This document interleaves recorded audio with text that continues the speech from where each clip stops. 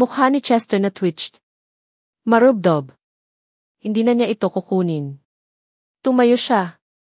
Tiniwala sa Trent na may mga mata ng dugo at sinabi namin ang lahat ng nakatira sa ilalim ng parehong bubong, ano ang nangyayari sa iyo? Hindi. Pa siya nagdusa tulad nito sa senal na buhay na selula ng buhay na mangahas na mapangis na may mataas na ranggo na miyembro tulad niya. Wow! Ang nerd ay galit at ako maglakas loob sabihin ng isang maliit na snobbish. Trent cheered. Pagkatapos, ay sinaktan niya ang Chester sa buong mukha. Sampal. Ito ay hindi masyadong malaki isang hit. Ngunit ang lahat ng narinig ito. Chester clenched. Kanyang kamao. Siya ay nanatiling tahimik sa halos. Isang minuto pagkatapos ay may nakamamatay na. Layunin, sinabi noong lugar na umalis ako sa lugar. Na ito, papatayin ko ang iyong buong pamilya. Sumeb siya kay Trent at ang kanyang mga kalalakihan sa kanyang nakamamatay na liwanag na nakasisilaw. Ang bawat tao'y naghugas. Ang bandila ng nerdy na mahina ay talagang sumisindak. Dumating si Trent sa kanyang mga pandama, aalis sa sahig at sinabi, duguan binabahagi. Mo ba ako? Ikaw gisi, Starred. Nagdulot siya ng pasulong at malapit nang matumba si Chester nang tumigil sa kanya ng bantay ng bilangguan. Pagkatapos, nagpa siya siyang iwanan ang mga bagay. Hanggang sa hating gabi. Ito ay oras ng pagtulog at ang mga ilaw ay naka-off, si Daryl ay matulog kapag narinig niya ang mga yapak.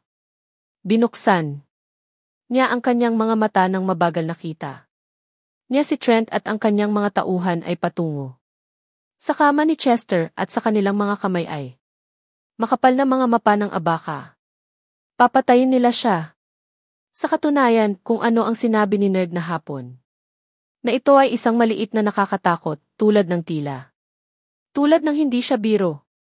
Isang nerdy guy tulad niya.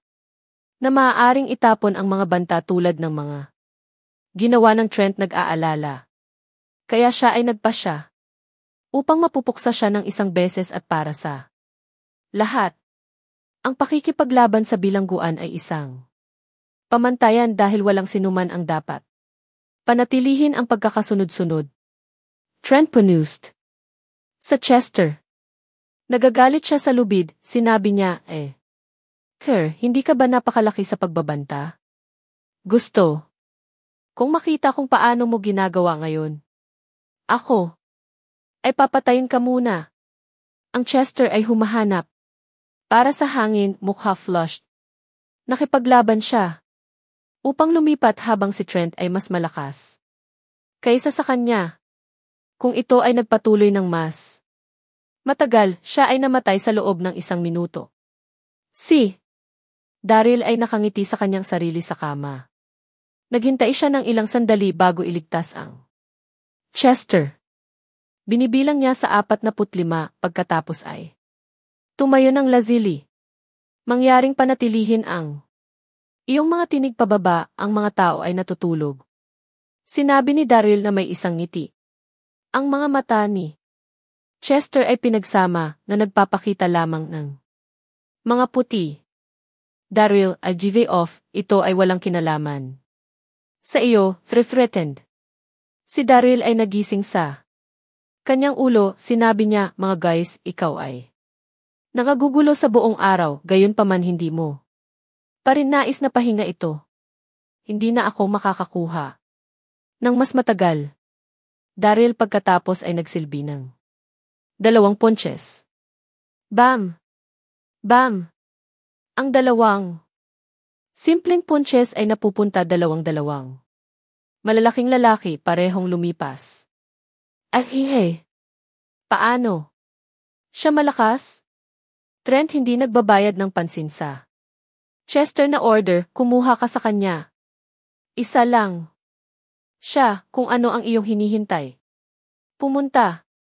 Ang grupo ng mga lalaki ay nagmadali. Daryl smiled calmly pagkatapos ay dinala upang matugunan ang Mga ito pati na rin. Ang kanyang mga punches ay tulad ng cannonballs. Sa loob ng kalahating minuto, ang grupo ng mga ito ay nasa sahig, paulit-ulit sa sakit. 3 paghahati 4 Daryl, ikawd. Trent sinabi bilang kanyang pawis daloy ng labis na labis. Ang kanyang mukha ay nabugbog. Paano naging malakas ang Liv? Ina ito sa isang araw. Siya ay isang antas lamang. Ng 2 Panginoon dati, ngayon siya ay isang antas ng 4 na master. Nang marinig ang kaguluhan, ang babaeng bantay ay dumating sa eksena ng sabay-sabay. Siya ay masindak. Natalo. Si Trent. Iniubos niya ang kanyang mga mata upang matiyak na hindi siya hallucinating. Si Trent ay isang martial arts champion, walang sinuman ang darating upang saktan siya dito. Paano siya napinsala ng masama? Ang bantay ng bilangguan ay tumingin sa Daryl na may kawalang paniwala. Ang taong ito ay hindi ordinaryong magnanakaw. Dari ko na maging isang prick, isa pang oras, kukunin ko na matalo ka. Sa bawat oras na nakikita ko sa iyo, Daryl lumakad patungo sa Trent at kick kanya. Trent howled sa sakit habang siya nodded sa pagkatalo at sinabi na intindihan lubos. Kung naunawaan, bloody hell, hindi ako hangal. Na ang Daryl ay nakuha lang maswerteng siya ay mabilis na nagleved. Kapag lumabas ako dito, pupunta ako sa ilang mga elixir, nanonood ka. Pagkatapos, iniisip ni Trent. Ang bantay ng bilangguan ay dumating sa kanyang mga pandama. Kinuha niya ang isa pang tumingin sa Daryl at sinabi ng mahina, huli na. Ang bawat tao'y bumalik sa kama. Pumunta ka sa pagtingin sa problema. Pagkatapos ay umalis siya. Sana ay maaaring huminga ang Chester. Nakatayo siya at lumakad sa Daryl. Tinama niya ang kanyang kamao sa pagbati at sinabi ng pasasalamat, salamat sa pag-save ng aking buhay. Ako ay magpakailanman sa iyong utang. Haha. Siya ay nagsasalita sa gayong magalang, mapag-aral na paraan. Ang taong ito ay medyo kawili-wili. Isipin mo si Daryl. Pinaikot niya ang kanyang mga kamay at sumagot, wala na, hindi. Ako makatayo ng mga bullies. Pagkatapos ay bumalik siya sa kama. Hindi nais ni Daryl na gawin ang unang paglipat na ito ang tanging paraan na maaaring puksain niya ang anumang potensyal na hinala mula sa Chester. Tama siya. Nakikita ang naghahatid ni Daryl, nais ni Chester na higit pa. Tungkol sa kanya, kapatid na lalaki, ikaw ba ay mula sa Donghai City pati na rin? Tinanong ni Chester. Habang nakaupo siya sa gilid ng kama. Kinuha niya ang pain. Si Daryl ay labis na nasasabik ngunit itinago ito. Umupo siya at patuloy na nakikipag-chat kay Chester. Sa pakikipag-chat sa kanya, nalaman ni Daryl na ang Chester ay talagang isang edukado na tao na wala nang hindi niya alam. Maaari niyang pag-usapan ang anumang paksa na kahanga-hanga.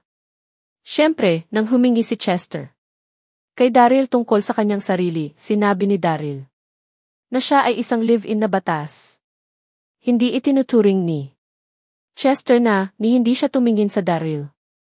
Isang linggo mamaya ang Darbys. Ang buong kapisa ay natipon sa pangunahing bulwagan. Iniutos ni Old Master Drake ang pulong na ito na binabanggit na mayroon siyang kagyat na mga bagay upang talakayin. Naisip nila ang lahat, nagtataka kung ano ang mangyayari. Drake pumasok sa bulwagan dahan. Dahan. Sinira niya ang katahimikan at sinabi, may 2 bagay na kailangang talakayin. Si Drake ay kumuha ng isang upuan at nascan ang kanyang kapaligiran. Siya ay patuloy na solemnana, una.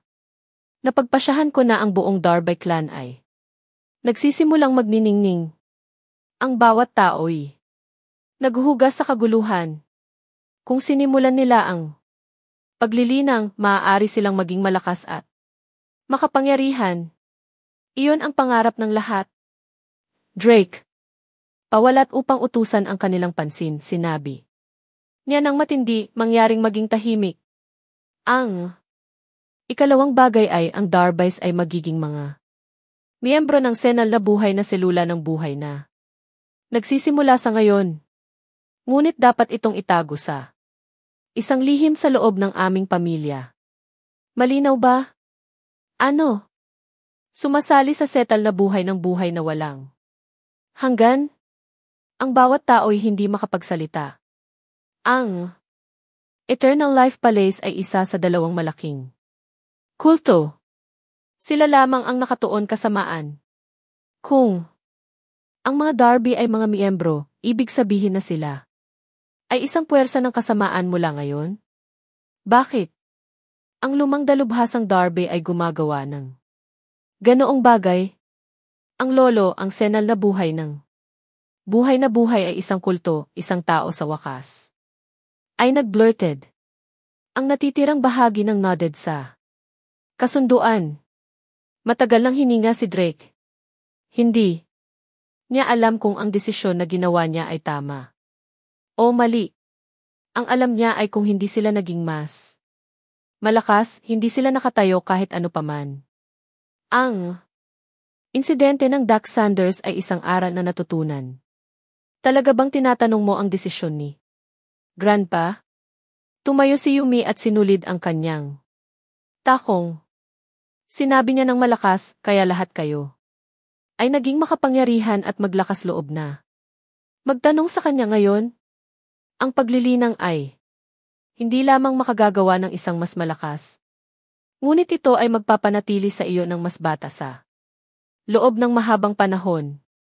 Hindi na aalaga si Yumi kung kailangan niyang sumali sa senal na buhay ng buhay hanggat alam niyang maaari siyang manatiling maganda para sa isang mahabang panahon. Salamat sa paglilinang.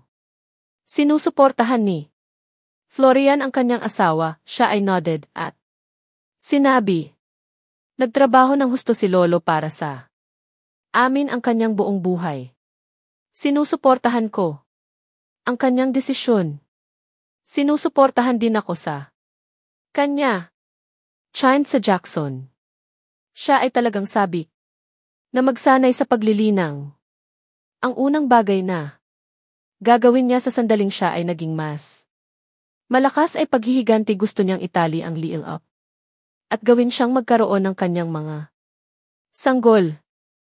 Hanggat ang isang tao ay nanguna sa lahat, ang lahat ay susundan, kaya hindi nakakagulat na sa lalong madaling panahon ang buong Darby clan ay sumang-ayon na sumali sa senal na buhay na secure ng seguridad. Ang lumang Master Drake ay nodded sa kaginhawahan pagkatapos ay pinawalang saysay ang mga ito. Sinabi niya, Lee, walang ibang mga bagay maaari kang umalis. Mangyaring tandaan, kung ano ang sinabi ko, walang makakaalam na ang Darbys ay sumali sa Eternal Life Palace. Kapag ang lahat ay umalis, isang silweta ng isang tao na may isang malakas na aura nakatayo sa pangunahing hall. Entrance, Brian Cunningham. Kaya, ano ang iyong desisyon? Lumapit si Brian Drake. Drake nodded at sinabi, sumasang-ayon ako sa iyong mga kondisyon na ang Darby sumali sa Eternal Buhay Palace. Sekta. Kahangahangang. Ito ay mahusay na balita. Chured Brian. Mula ngayon tayo ay nasa parehong bangka. Kukunin ko ang aking mga kalalakihan upang ipadala ang espiritual na elixir. Sa lalong madaling panahon, dagdag niya. Ipinagkaloob ni Brian ang isang manu-manong upang Idrake, sinabi niya, kami ay mga kaibigan. Mangyaring tanggapin ang maliit na regalo na ito bilang isang welcome gift sa senal na buhay na secure ng seguridad. Ang kamay ni Drake ay nanginginig nang makita niya ang manual. Ito ay ang Malaking pagbuo ng Dipper, ang tunay na lihim na manual ng sekta ng Wudang. Ang malaking format ng Distner. Tinanong ni Drake. Si Brian ay tumawa, sinabi niya. Nang umalis ako sa sekta ng Wudang, niwin ko ito. Ang pagbuo na ito ay isang makapangyarihang isa, ngunit nangangailangan ito ng 7 tao. Matagal nang nakaraan, may 7 masters ng Wedang sekta, ginamit nila ang pagbuo na ito upang bitag ang isang Grandmaster Langit. Master Marquis sa kamatayan. Ipinaliwanag ni Brian. Paano naging malakas ang pagbuo? Ang 7 masters ay maaaring pumatay ng isang Master Marquis. Ang Master Marquis ranggo ay 2 antas sa itaas ng Master. Si Drake ay napakasaya na narinig siya nang marinig niya ito. Sa manual na ito, walang sinuman ang magdadalamhati sa anumang problema sa Darbys mula ngayon. Umaasa ako na magiging masaya ka dito. Ito ay simula lamang kapag sumali ka sa senal na buhay. Nabuhay ng buhay hanggat nagtatrabaho kami sa magkasunod, magkakaroon ng maraming magagandang bagay na dapat sundin. Si Brian ay nag-chuckled habang siya ay patted Drake sa braso.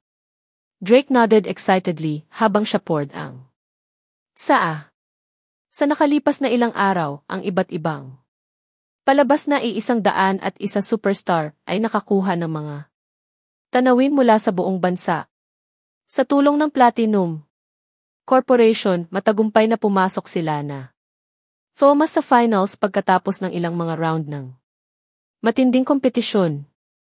Siya at 8 iba pang mga finalist ang nagbuo ng isang grupo ng babae na tinatawag na T-Sham na maikli para sa super. Siyempre, dahil hindi pa paano si Daryl, ang buong operasyon ng Platinum Corporation ay nahulog sa perlas upang pamahalaan. Habang nagpo-promote kailana Thomas, hindi ka nalimutan ni Pearl ang live na stream. Sa panahong iyon, mag-sign in si Pearl bilang burol upang suportahan ang live stream ni Lily. Ipapadala niya ang mga regalo na nagkakahalaga ng ilang 100,000 o higit pa, kung minsan kahit hanggang sa milyon-milyon sa Lily. Sa sandaling nagawa na niya, agad na mag-sign out ang Pearl. Sa makatuwid, ang burol ay hindi lamang ang isang numero ng isang tagahanga ni Lily, ngunit siya rin ang buong misteryosong patron ng Longya Live Stream.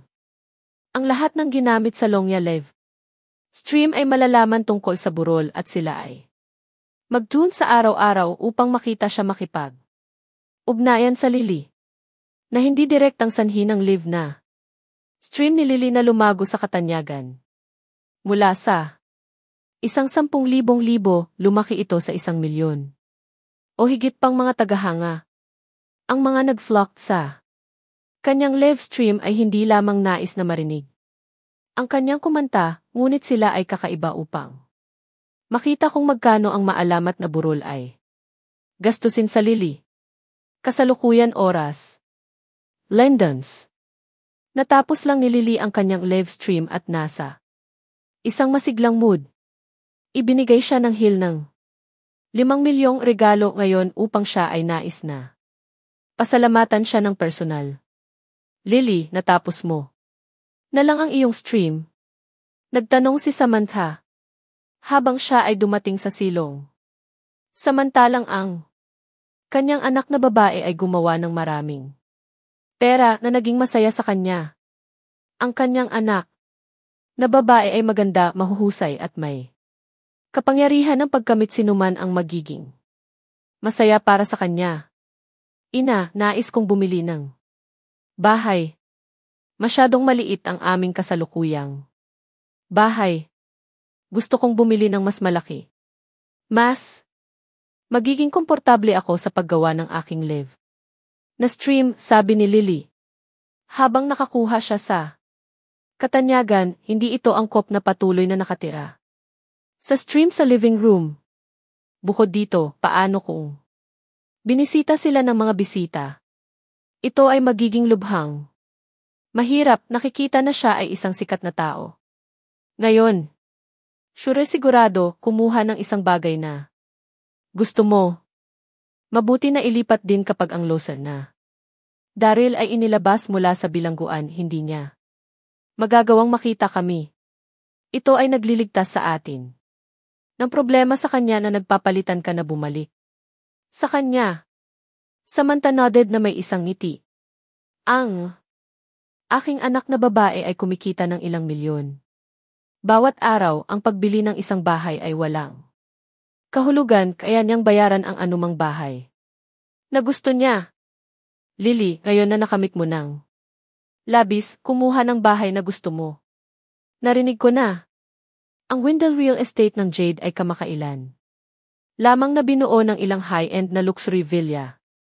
Nakita ko ang advertisement sa TSI kagabi, ito ay nakamamanghang. Samantha sinabi. Ang mata ni Lily ay kumikislap. Sa katunayan, narinig niya na ang Windows Real Estate kamakailan ay bumuo ng isa sa mga pinakamarangyang villa ng Donghai City. Sa pinakamataas na lugar ng lugar. Narinig din niya na ang presyo ay medyo matarik din. Ang pagbili ng isang villa ay magkakaroon ng 2 beses hanggat ang iba pa. Gayunpaman, hindi siya maikli sa pera kamakailan, maaaring tiyakin niya ito. Kinuha niya ang kanyang telepono at dial na Jade. Ang sandali na si Jade ay kinuha, tinanong niya. Jade, ang villa sa Burol, mayroon ka pa ba? Gusto kung bumili ng isa. May mga pa rin na ilang mga unit na magagamit, bakit hindi ka dumarating? At tingnan, sa kasamaang palad, kasalukuyang busy. Ako kaya hindi ko iniisip na maaari kong samahan ka. Kung nais mong magkaroon ng isang hitsura, makakakuha ako ng isang tao upang maglingkod sa iyo. Lady Jade. Ang 2 pinakamahusay na kaibigan ay nakikipag-usap sa loob ng ilang sandali, pagkatapos ay naghang. Kinabukasan, si Lily at Samantha ay tumuloy sa mga villa. Windon Villas, na pinangalanan bilang pinakamahusay na villa ng Donghai City. Ang mga paligid ay mahusay. Nagkaroon ng pribadong pool at kahit na isang pampublikong golf course. Ang sinumang miyembro ng upper class society of Donghai City ay nais na manirahan doon. Nagkaroon ng isang stream ng mga tao na pumapasok at lumabas upang tingnan ang mga villa. Nang dumating si Samantha at Lily, ito ay tanghali. Ang isa sa mga kawani ay humantong sa kanila sa isa sa mga villa. Biglang, isang taxi ang nagmula sa malayo. Nakuha nito ang pansin ng lahat. Karaniwan, ang mga na dumating upang tingnan ang mga villa ay dumating sa marangyang, mahal na mga kotse, hindi isang murang taxi. Ang kotse ay dumating sa isang pagtigil at isang nasa katanghali ang gulang na mag-asawa ay bumaba. Ito ay mga magulang ni Daryl. Isang linggo na ang nakalipas, Daryl left Tagubilin upang magreserba ng pinakamahusay na villa para sa kanyang mga magulang. Nang ang kanyang ama ay pinalabas, mabubuhay sila roon. Ako, hindi ba ang mga magulang ng maliit na magnanakaw? Samantha smiled sneeringly at lumapit sa kanila. Nagulat siya na makita sila dito. Paano maaaring gusto ng mga tao ang mga villa dito? Ina, tumigil di. Sinubukan ni Lily na ihinto si Samantha, ngunit hindi siya narinig ni Samantha. Nakikita ang anak na babae doo. Papalapit sa kanila, Daniel Darby grimaced. Siya ay nasa isang magandang kalagayan pagpaplano sa pagtingin sa kanilang hinaharap na bahay, ngunit ito ay umakyat sa usok sa sandaling narinig niya ang tinig ni Samantha. Ito ay isang pagkakataon na makita ka ng 2 dito, sabi ni Samantha. Sinusubukan na pigilan ang kanyang pagtawa. Idinagdag niya, nakarating ka ba upang bumili ng bahay? Si Daniel Darby ay sumagot ng walang kamalayan. Wow, alam mo ba kung magkano ang isang villa dito? Natatakot ako kahit na ikaw ay may gutom sa isang buhay, ang iyong pamilya ay hindi pa rin magagawang kayang bayaran dito. Sinabi ni Samantha sarcastically. Smikek niya ang kanyang noo sa Ferion sorpresa at sinabi halos. Nakalimutan ko. Ikaw anak na lalaki steals phone. Para sa isang buhay, hulaan ko kung siya nakawin. Ang 2 bawat araw para sa 10 taon. Malamang na magkaroon ka ng pagkakataon ng pagbili ng villa. Sa iyo. Si Daniel ay nagbubunga ng galit. Ang kanyang mukha ay namumulaklak. Sinabi niya, paano mo sasabihin na tungkol sa aking anak na lalaki, hindi siya ang uri ng tao. Daryl ay walang sala, nahuli na pagnanakaw ng telepono. Dapat mayroong dahilan sa likod nito. Ang 2 Darbys ay lubos na naniniwala na sila ay nagdala ng kanilang anak na rin. Daryl ay hindi kailanman gagawin ang isang bagay tulad na si Samantha ay tumawa ng walang bahala, siya ay nasa bilangguan, gayon paman ay hindi ka pa rin nakaharap sa katotohanan. Ina, huminto sa pakikipag-usap. Ang mga ito pa rin ang aking mga magulang sa batas. Lily ay sumasamog mahina. Hindi. Gusto ko. Si Daryl ay nahatulan ng krimen at nakalock sa bilangguan. Alam mo ba kung gaano ka nakakahiya iyan? Bakit ka pa rin inaasahan para sa kanya? Kapag siya ay inilabas, gusto ko sa iyo upang 2 upang makakuha ng isang sertipiko ng kasal. Tapos na ako sa pagpapaalam sa loser na ito sa aming bahay ng libre. Sinabi ni Samantha. Si Daniel ay labis na nagalit sa mga salita ng pandinig ni Samantha. Paano maaaring maging isang makatuwiran ang isang tao? Gayunpaman si Daniel ay nagbalik. Binaliwala niya siya at sinabi kay Luna. Tingnan natin ang aming bahay. Luna nodded at sila lumakad magkasama sa unang villa. Inayos ni Daryl para manatili sila sa unang villa sa front row. Ito ang villa na may pinakamahusay na pagtingin sa bay at ito ay maginhawa upang makakuha ng paligid. Pati na rin. Ang Feng Shui ay ang pinakamataas na grado. Si Samantha ay naniningning, ang mga magulang ni Daryl ay nakakatawa. Ang mga ito ay mula sa kanayunan, hindi nila maaaring kayang bayaran ang cheapest villa dito, ngunit pinili nila ang pinakamahusay na isa upang tingnan. Habang nagtagumpay siya, nagsasalita siya ng pipi. Nakita niya ang Daniel fish out isang susi, buksan ang pinto at ipasok. Bakit siya may susi? Maliban kung ang villa ay binili ng mga ito. Nang dumating siya sa kanyang mga pandama, si Samantha ay nag-udyok sa kawani at nagtanong, ano ang nangyayari ngayon? Paano mo maibibigay ang susi ng villa sa sinuman? Upang tingnan, ang Darbys ay mula sa kanayunan. Paano sila magkakaroon ng labis na pera na maaari nilang isipin na tingnan ang pinakamahusay na villa ng lahat? Sumagot ang kawani na may isang ngiti. Ma'am, ang villa na ito ay binili na 1 linggo na ang nakalipas. Ito ay naproseso sa loob, hindi ko alam ang mga detalye. Sa loob, si Samantha ay hindi nasisiyahan, sinabi niya, magbabayad pa ako. Nang higit pa, maaari kang gumawa ng isang bagay tungkol dito. Gusto ko ang villa na ito. Ang lokasyon ng villa na ito ay lubos na mahusay. Ang presyo nito ay tiyak na tataas sa hinaharap. Ngayon, na ang kanyang anak na babae ay maaaring bayaran ito mula sa kanyang live na stream ng stream kung ano ang makakasama ang isang karagdagang pera upang makuha ang pinakamahusay na villa. Ikinalulungkot ko, hindi ko ginagawa ang mga desisyon Humingi ng tawad ang tauhan. Samantha ay madilim, lumipat siya sa Lily at sinabing, tumawag si Jade, siya ang pangulo, gusto namin ang villa na ito, hiniling ko sa kanya na gumawa ng isang bagay tungkol dito. Bilangguan. Sa lahat ng dako ay nagdadala si Daryl.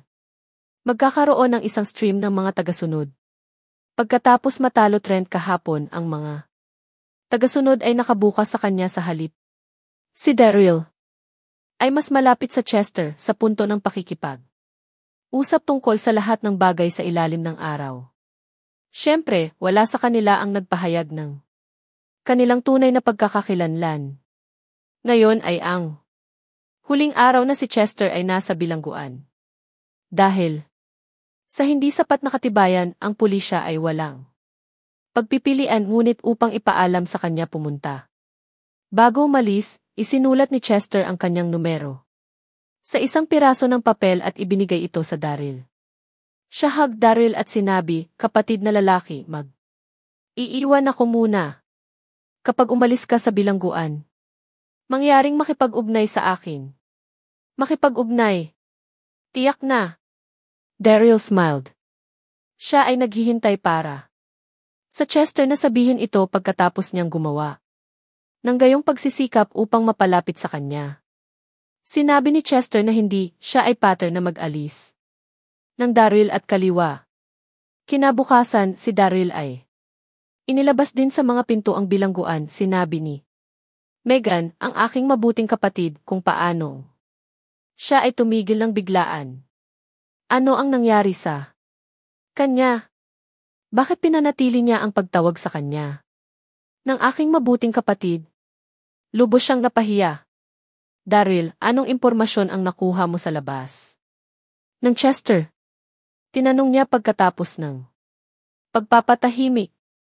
Sa loob ng halos 2 linggo, siguradong si Megan na magkakaroon ng mga resulta. Kung mayroon siyang anumang impormasyon, siya ay magiging para sa isang gantimpala.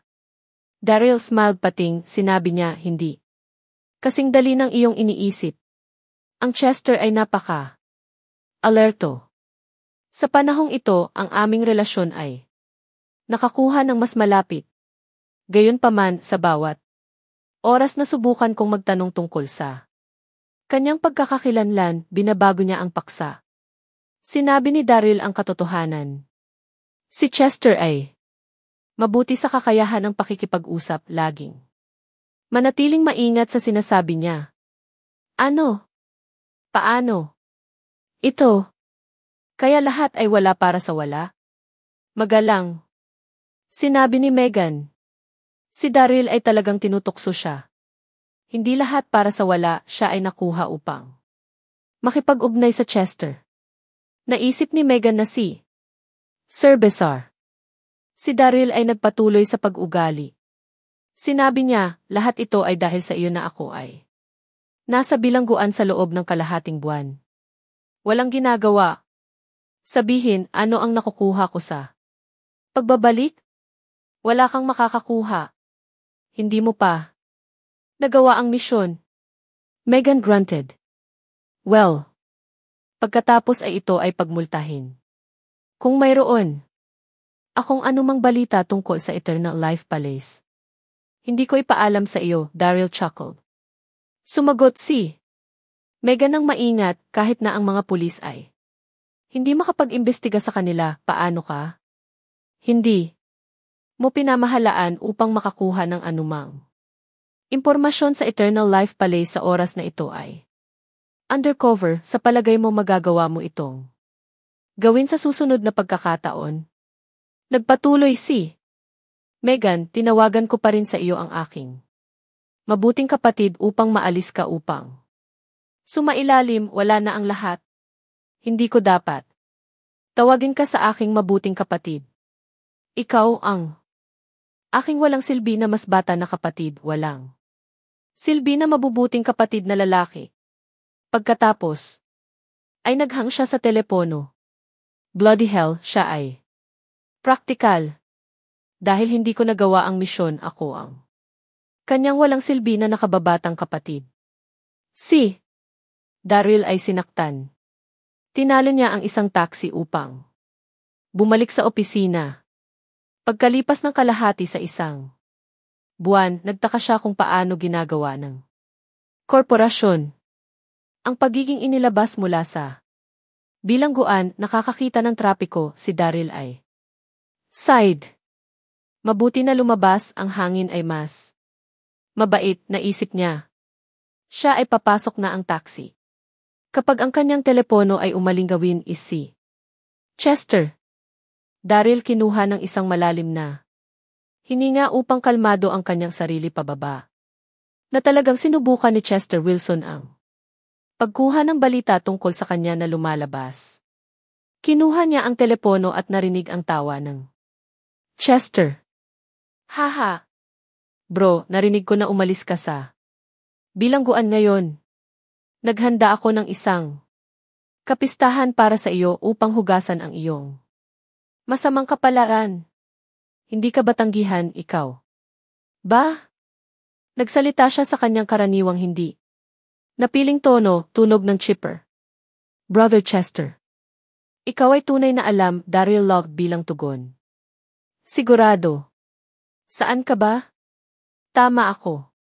Maaari akong makakuha ng anumang impormasyon na pagkatapos ko, ako ay nasa Blue Phoenixes.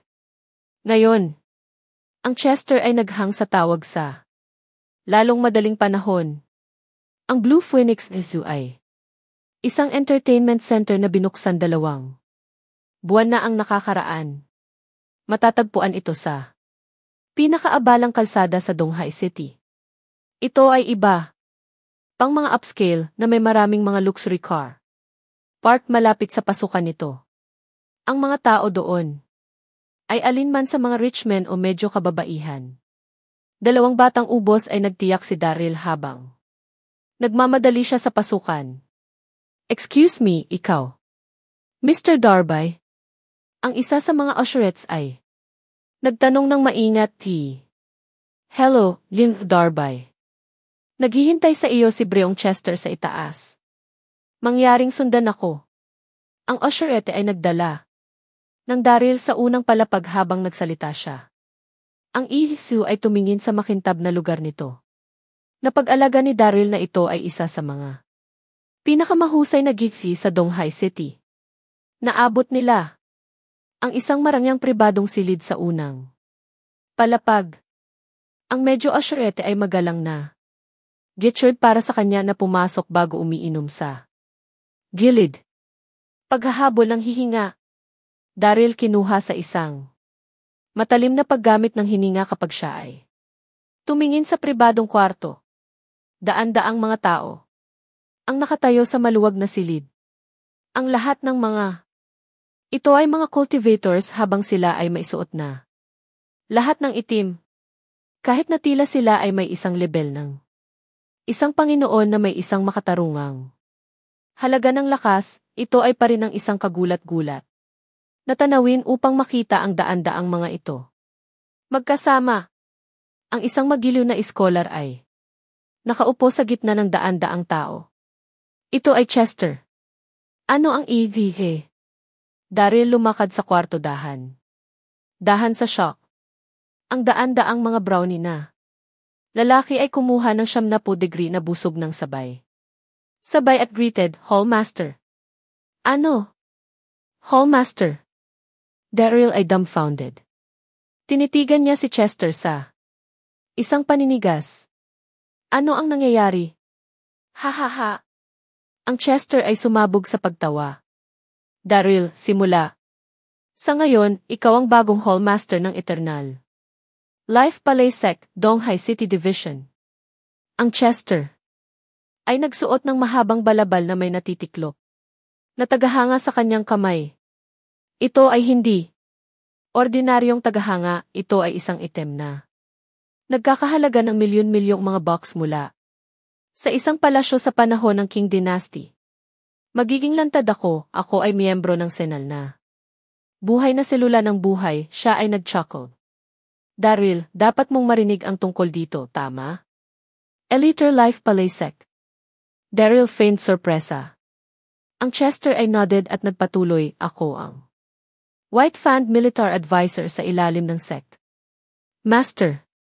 Ang aking posisyon ay nasa ilalim ng seksyon ng sekta ngunit higit sa libu-libong iba pa. Ang bawat isa sa sekta ay nagbigay sa akin bilang Master Wilson sa paggalang maliban sa seksyon ng sekta. Ang mukha ni Chester ay napuno ng pagmamataas habang nakipag-usap siya. Ano ang CA? Isang tagapayo sa militar. Ang kanyang posisyon ay talagang nakakagulat sa Daryl. Ang Elite Life Palace Sect ay halos 1,000,000 disipulo, ang kanyang posisyon ay napakataas na. Mataas? Naalala niya si Megan na nagbabala sa kanya na ang Chester ay isang mahalaga sa setal na selula ng buhay. Ngunit hindi niya inaasahan na siya ay mataas na ito. Sa posisyon, pinasisisi, napakalaking balita na iyon. Si Chester ay nahuhulog ng isang braso sa paligid ng balikat ni Daryl at sinabi sa isang malubhang tono. Bro, narito ang isang bagay na personal. Mayroon lamang 3 uri ng mga tao sa aking pagtingin. Una, may mga estranghero. Pangalawa, ang aking mga subordinates at ang ikatlo, ang aking mga magulang kasama ang seksyon ng sekta. Gayunpaman, mayroon na ngayong isang bagong Yuri. Ikaw ay, bro. Ikaw ang aking kapatid na lalaki. Daryl, ito ay isang karangalan ng buhay para sa akin upang matugunan ang isang kapatid na katulad mo. Siya smiled. Ang Eternal Life Palace ay nag-set up ng isang bulwagan sa Donghai City kaya nagpa siya akong pumili sa iyo bilang hallmaster. Walang silid para sa pagdududa sa kanyang tono. Ito ba ay tama? Daryl mumbled. Hinihigo siya ni Chester bilang hallmaster para sa senang na buhay na walang hanggan bagaman siya ang goal master ng Grandmaster Heaven Cult. Hindi. Ang mundo ay hindi mahuhulaan. Ang buhay ay talagang isang kahon ng mga tsokolete. Gayunpaman, hindi maaaring maging fat ng mga Doril ang mga sorp. Ang pagiging master ng hall. Para sa parehong mga kasumpa-sumpa ay quad. Bakit hindi? Exclaimed Chester. Ako ang utak sa likod ng plano upang mag-set up ng isang bulwagan sa Donghai City, kaya mayroon akong pangwakas na sabihin sa kung sino ang hall ng hall at sinasabi ko na ikaw ay si Chester ay tumawa muli ayon sa aming mga kaugalian ang isang tao na may posisyon ng isang hall ng hall ay kailangang bumati sa akin. Ang tagapayo ng militar. Kukunin ko sa iyo ang hook. Dahil ikaw ang aking bro. Ha. FCA, ginawa niya ang kanyang desisyon. Hindi siya mag-usbong. Si Daryl ay hindi makapagsalita, ngunit pinanatili niya ang isang ngiti. Sa pamamagitan ng paraan ito. Ang patotohanan na bagay para sa iyo bilang hall master. Panatilihin itong mabuti. Kinuha ni Chester ang isang pilak na token at inilagay ito sa kamay ni Daryl. Isang token. Tinanggap ni Daryl ang pilak na token at binaligtad ito. Ang token na ginawa mula sa dalisay na pilak ay may isang lobo na inukit dito. Ang craftsmanship ay tumingin masalan at matingkad. Hindi niya maaaring makatulong ngunit isipin ang aksyon nang tumingin siya sa token. Ang parehong matanda at ang kanyang apong babae ay may isang golden token. Sinabi ni Zack Roger na ang mga may isang ginintuang token ay may higit na mataas na posisyon sa senal na buhay na selula ng buhay. Tinanong ni Daryl ang pagkamausisa, brother. Chester, maaari ba akong magkaroon ng pagtingin sa iyong token? Kinuha ni Chester ang kanyang token na nakangiting isang platinum token. Ang isang glint ng sorpresa ay nag-flash na karaang mga mata ni Daryl habang naobserbahan niya ang token. Nainukit sa isang kilin, isang mitolohiyang hayop. Ipinaliwanag ni Chester bilang master ng Senal na buhay na silendar ng buhay ang sektor ng sekta ay nagtataglay ng isang tanda ng tanda. Samantalang, ako, isang tagapayo sa militar, ay may isang platinum. Ang susunod sa ranggo ay ang apat na mga kingdom ng hari. Mayroon silang mga token ng ginintuang. Ang mga halters ng hall ay may mga token ng pilak. Sa wakas, ang mga ordinaryong disipulo ay may mga tanso. OFD ang matandang lalaki mula sa auction ay isa sa apat na mga guardian na hari ng Senal na buhay ng buhay. Hindi katakataka na siya ay napakalakas. Kinuha ni Chester ang platinum token mula sa kanya. At ngumiti.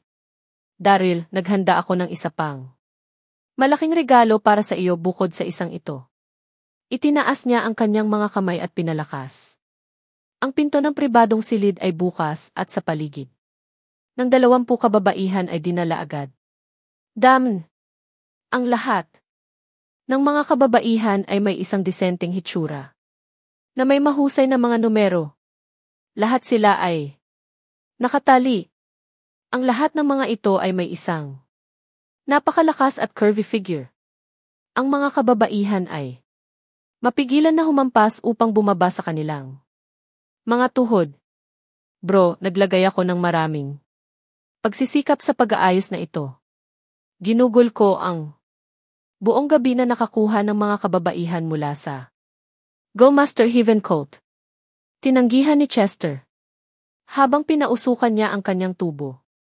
Gusto mo ba ito? Ang mga babaeng ito ay mula sa kulto ng Grandmaster Langit, ang Go Master Langit Coat, at Eternal Life Palaysec ay ang dalawang pinaka nakagagalit na mga kulto.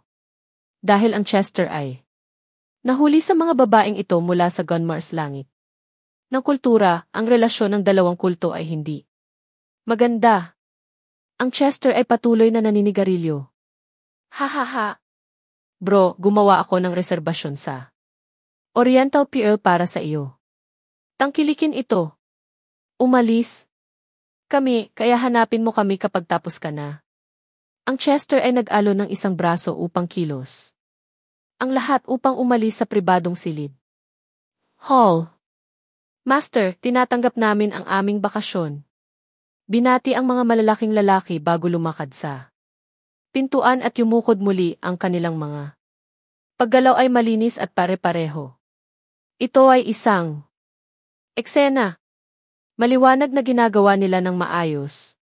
Nag-iiwan sila ng malaking epekto sa mga impresyon ng mga tao.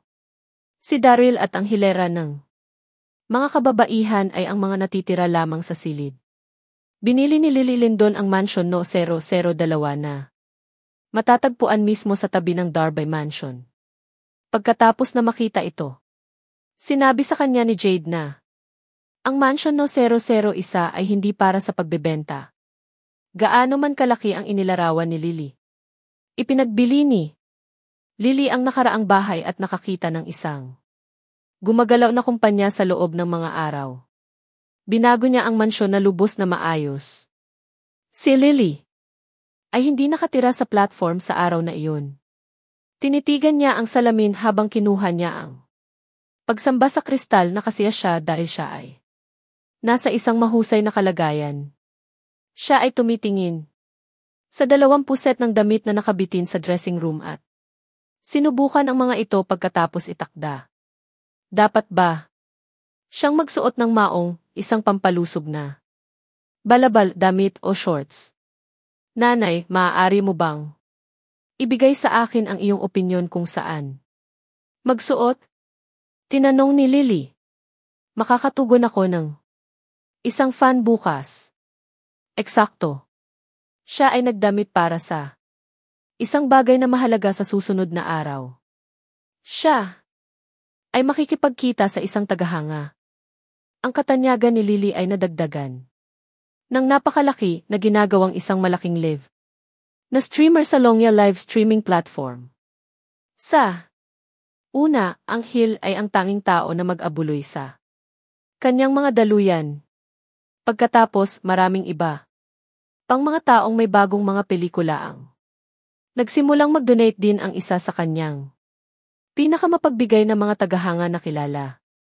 Bilang Mr. A ay bumili ng kanyang mga virtual na regalo na nagkakahalaga ng libu-libong mga box. Siyempre, ang halaga ng pera Mr. na ginugol sa kanya ay hindi lumalampas sa burol. Gayunpaman, ang burol lamang ang nagbigay ng pera.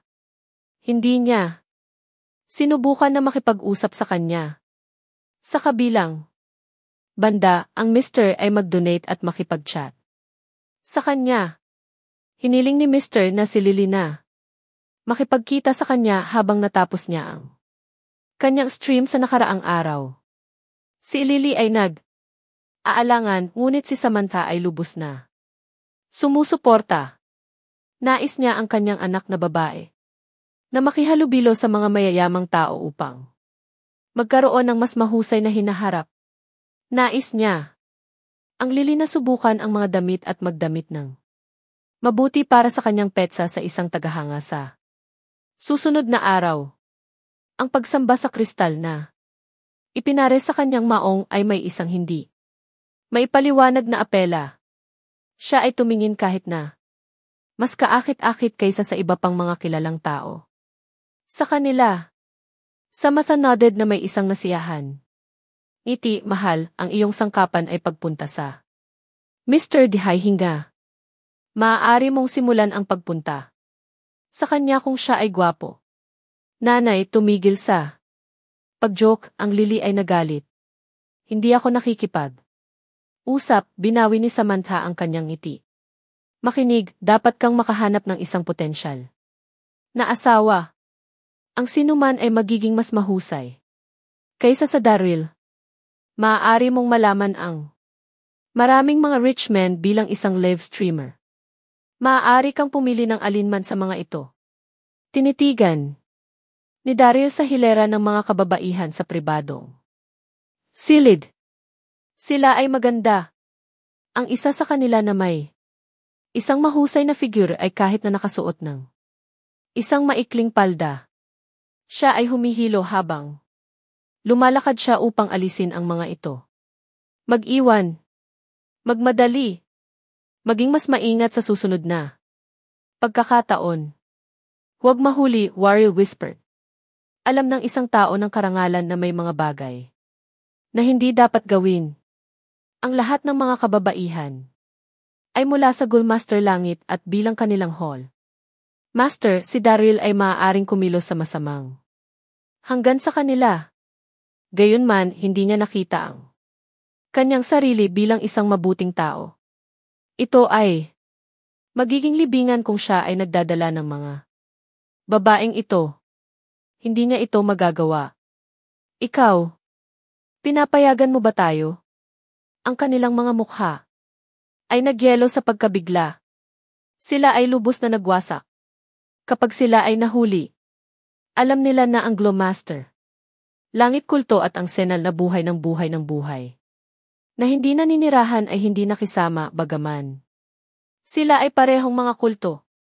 Bakit pinapalakas sila ng tao? Magmadali, ano pa ang hinihintay mo? Daryl mumbled, umaalis sa gigi sa harap ng mga kababaihan. Ang mga babae ay tumayo ng mabilis at sinundan sa likod niya sa pamamagitan ng pasasalamat. Oriental Pearl. Inilabas ni Daryl ang mga kababaihan at binigyan sila ng ilang cash. Kinuha niya ang isang taksi sa hotel kung saan ang mga anak na lalaki at ang kanyang mga kalalakihan ay umiinom habang naghihintay para sa kanya. Naisip niya na ang Wayne Woodall ay gagamitin sa araw na iyon.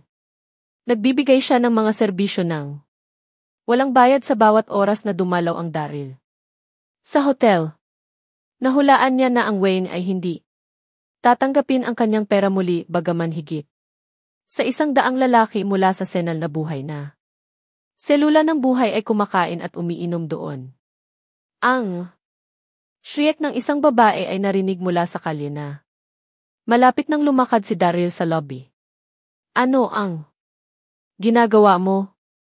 Si Daryl ay tumigil sa biglaang ugulo at tumingin. Higit sa 1-0 lalaki ang nakapalibot. Sa isang babae, sinusubukang itali siya sa isang lubid. Daryl shook kanyang ulo sa dismay. Kidnap ng isang tao sa bukas sa kalagitnaan ng araw. Ang batas ba ay umiiral pa? Maraming tao ang dumaan sa abalang kalye, ngunit hindi isang taong darating na makibahagi, pabayaan ang tawag sa pulisya. Ang damit ng babae ay si Tom habang siya ay nakipaglaban at ang isang magiting na apoy na phoenix tattoo sa kanyang likod ay ipinahayag. Ayon tattoo dahil si hindi ba ang asawa ni Dax? Sander, Nancy Lee. Ito ay kanya. Bakit ang mga kalalakihan na ito ay kidnapping siya? Daryl sprinted sa kanya nang walang pangalawang iisip at sumigaw, itigil. Daryl Darby. Ang mukha ni Nancy ay may ilaw na kagalakan nang makita niya si Daryl bago siya sumigaw sa panik, Daryl, huwag kang lumapit. Kumuha ng Dax. Alam niya na si Daryl ay sapat na malakas upang talunin ang isang pating sa pamamagitan ng kanyang sarili. Gayunpaman, ang mga lalaking iyon ay hindi dapat matrifled. Sila ay handa na upang labanan at patayin. Sila ay mga lalaki ng Brandon Guy. Ang mafia ng Donghai City ay nahahati sa dalawa. Ang Brandon at Abay Guy ay nagmamay-ari ng silangan ng lungsod. Ang Dax Sanders ay nagmamay-ari ng kanluran. Kahit na wala silang anumang panlabas na salungatan, lihim na sinusubukan nilang alisin ang bawat isa. 2 linggo na ang nakararaan. Binuksan ng Dax Sanders ang entertainment center sa Donghai City. Ito ay nakapagtamo ng isang grupo ng mga kabataan. Ipinadala ni Brandon ang kanyang mga kalalakihan upang mapinsala ang lugar mula sa dalisay na inggit. Gayunpaman, pinatawag ng Dax ang daan-daang mga kalalakihan na matalo sa Brandon. Sila ay agad na ipinadala sa ospital. Nabigo siyang maging sanhi ng problema na iniiwan ang kanyang mga lalaki na nasugatan. Brandon ay galit na galit at lubos na napahiya. Tinawag niya ang Dax, hinihingi na humingi siya ng paumanhin at bayaran siya para sa insidente. I'll gigay off, Dax Pat. Ang lahat ng sinabi niya bago matapos ang tawag. Si Brandon ay hindi kailanman sinumpa sa ganito, lalo na sa kanyang kasalukuyang kalagayan. Siya ay pagbubunga. Panunumpa na siya ay maghihiganti. Pagkatapos, narinig niya na si Nancy Lee ay magandang asawa ni Dax. Si Brandon ay puno ng kasakiman. Nagplano siyang matulog sa asawa ni Dax bilang isang payback. Brandon's men ay natailing Nancy sa nakaraang linggo. Sa wakas ay nagpadala siya ng halos 1-0 malalaking lalaki upang kidnap siya sa araw na iyon. Nancy ang nagbigay ng lahat ng pag-asa. Kapag walang sinuman sa mga kalye darating na hakbang pasulong, hindi niya inaasahan na dalhin si Daryl. Gayunpaman, siya ay nagdududa na maaaring dalunin sila ni Daryl. Maaaring mawawala pa rin siya sa kanyang buhay kung nakuha niya ang kanyang sarili na kasangkot. Daryl, pumunta. Maghanap ng Dax. Nancy screamed takot, stomping kanyang paa. Sa pagkabigo, lumapit ang Daryl sa kanila nang walang anumang intensyon na magretiro. Ang babae ni Bro ay nasa problema. Hindi niya maaaring tawagan ang kanyang sarili kung ang isang tao kung pinili niyang huwag pansinin ito. Rascal, gusto mo bang mamatay? Ang kalbo na lalaki na humahantong sa mga malalaking lalaki ay may isang kilalang peklat sa kanyang ulo. Itinuro niya ang kanyang daliri sa Daryl na nakasisilaw sa kanya nang intimidatingly. Daan-daang mga passersby ang masikip sa lugar, ngunit walang dered upang makilahok. Wala akong pakialam kung sino ka. Bibigyan kita ng 2 minuto upang lumabas sa aking paningin, Daryl snarled. Hindi niya pinapayagan ang mga ito na kumuha ng Nancy kahit na ano. Ang mga guys ay malinaw na hindi magandang tao.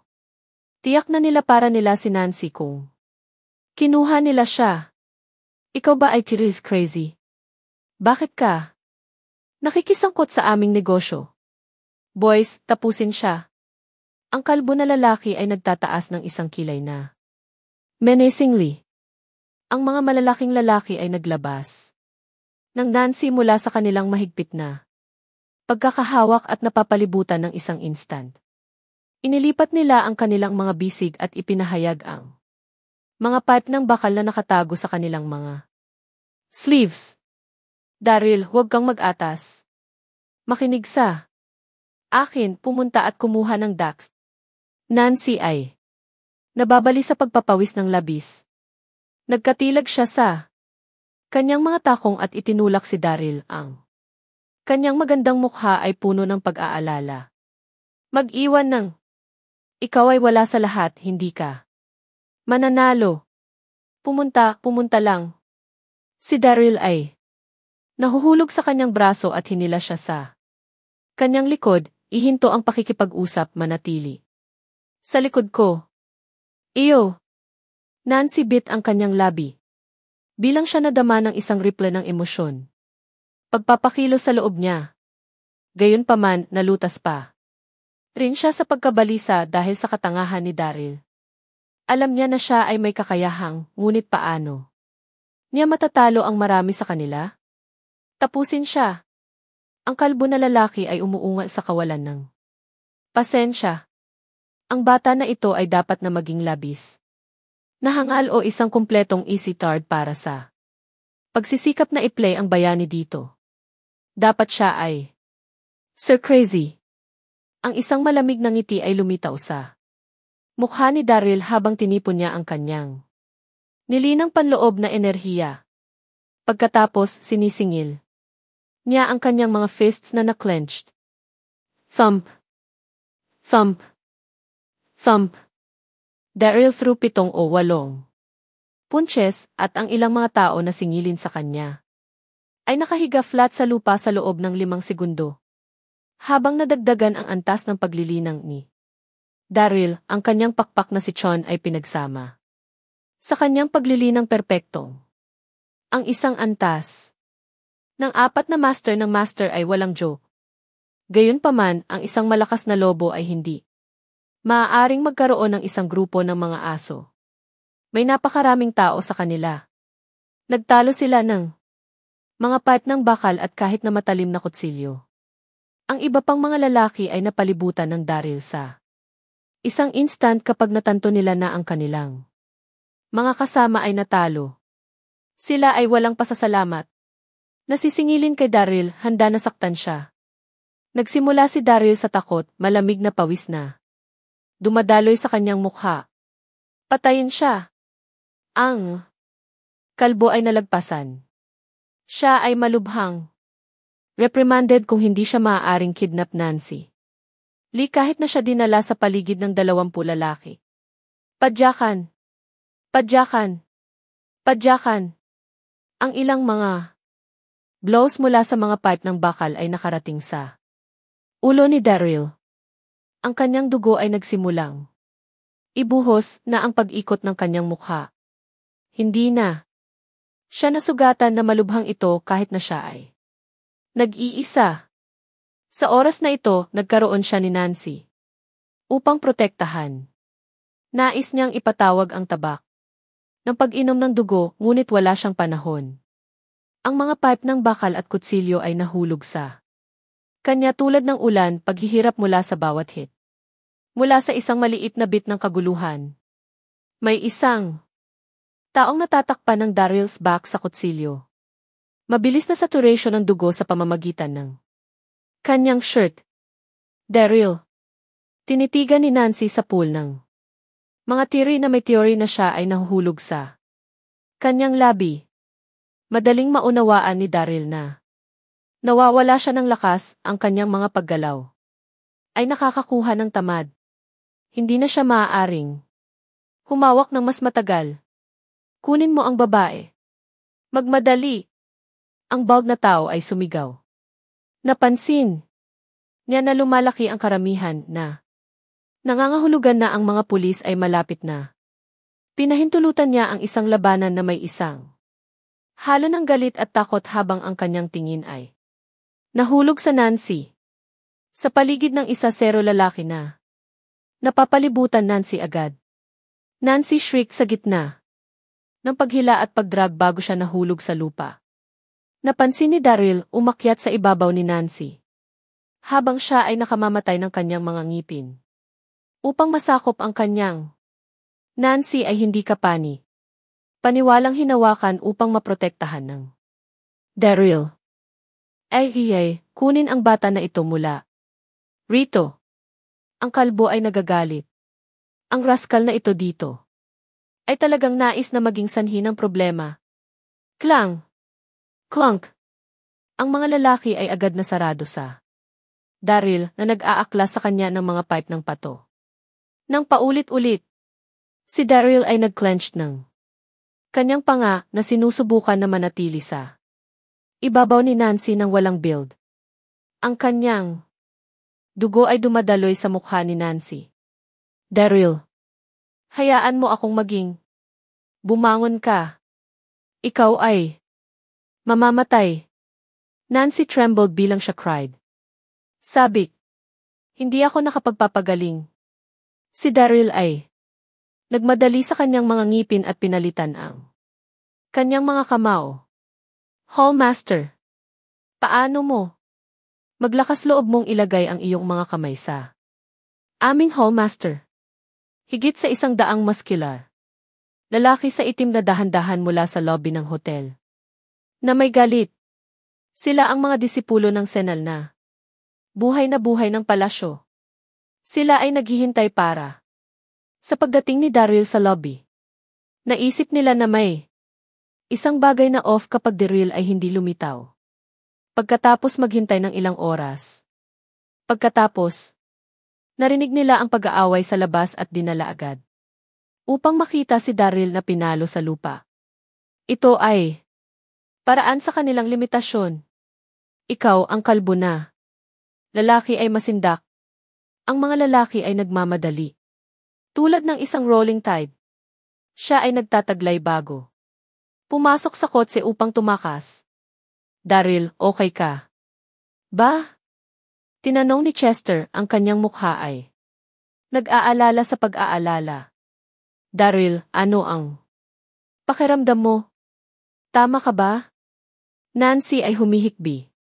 Nang walang kontrol ang kanyang mga luha na tumutugma sa kanyang mukha patuloy. Daryl, strained upang umupo. Pagpipigilan ng nasusunog na pang-amoy sa kanyang likod, siya ay mumitisa. Nancy, I'm fine, dapat mong hanapin ang Dax.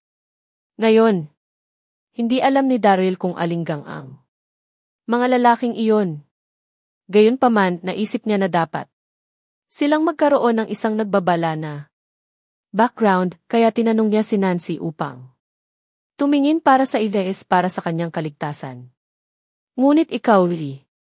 Nancy bit ang kanyang labi na may mag-alala. Si Daryl ay nagising sa kanyang ulo at itinuro sa mga disipulo sa paligid nila, ako ay mainam. Tatanggalin nila ako. Nancy kaliwa. Pagkatapos Ursel Erst. Gayunpaman, patuloy niyang bumalik upang suriin si Daryl na may pag-aalala sa kanyang mga mata.